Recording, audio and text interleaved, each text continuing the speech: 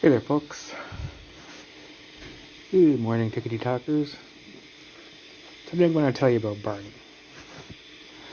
Barney was a great big moose of a St. Bernard. Like, even by St. Bernard standards, he was huge. And he roamed freely in my neighborhood, even though that was, of course, completely illegal, because no human invention could stop Barney. Oh, just where was I? That was my adorable nursing student who's looking after me this morning. She listened to my heart so intently that it made me self-conscious. Like, my heart even this interesting, really? Anyhow, Barney. No human force could contain Barney.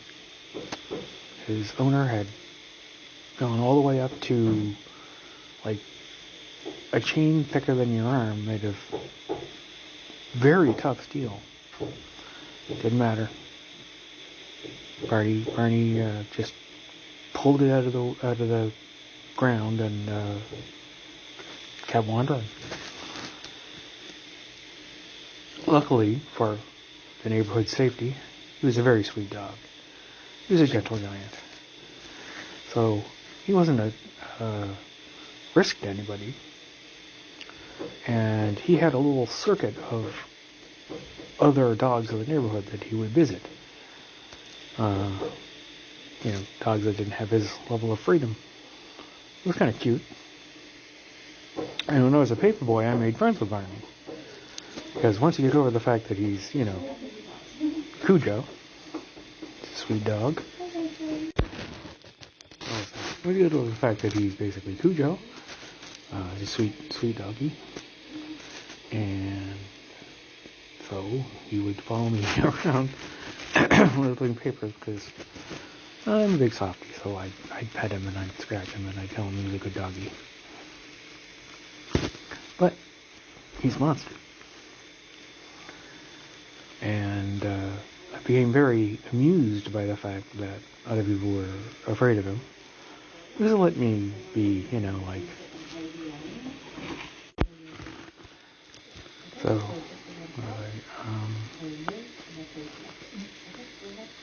right. Oh, because it let me be the cool guy who. Okay, now she's gone. It's my own fault for being too impatient to wait until she's gone in order to resume telling my story.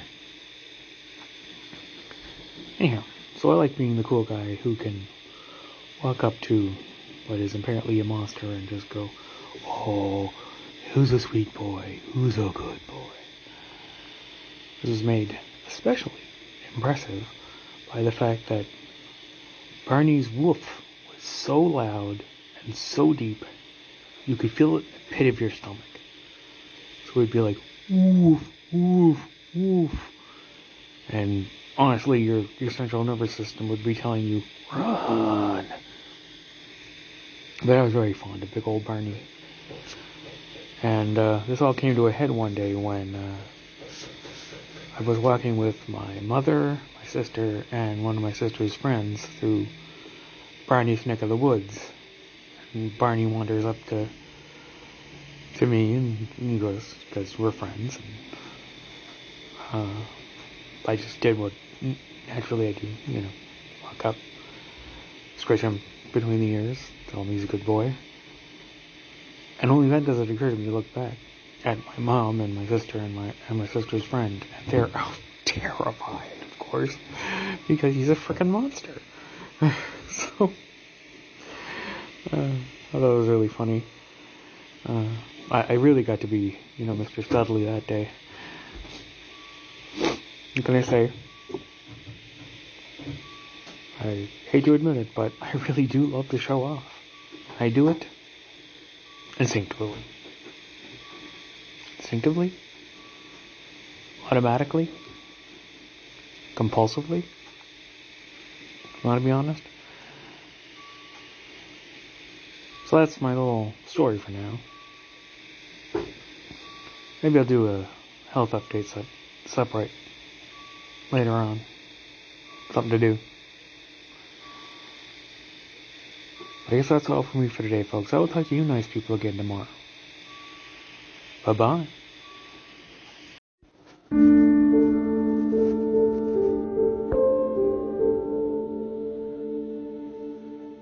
There we go.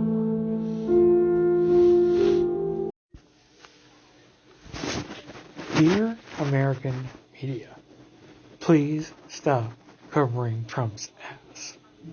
And I'm just talking about the obvious sycophantry like canceling Colbert. No, I'm talking about the fact that you keep trying to spin everything about him in the most positive light. Not in the sense of you're trying to make him look good consciously. It's that you refuse to believe things are as bad as they are.